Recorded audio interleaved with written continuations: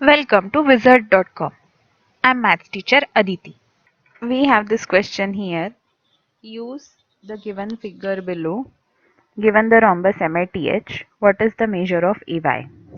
Now in order to find measure of AY, we need to know that since this is a rhombus, diagonals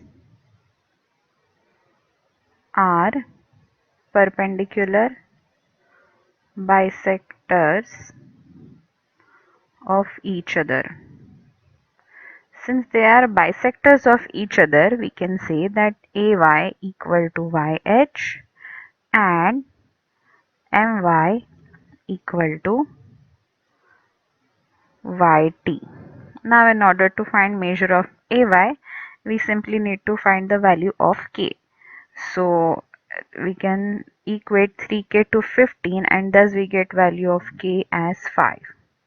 So using this value, we can find length of AY as 3K, which is equal to 3 into 5, which is equal to 15 units,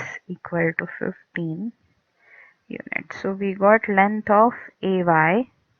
So length of AY is 15 units. Let's see what are the options. Yes, answer is option B.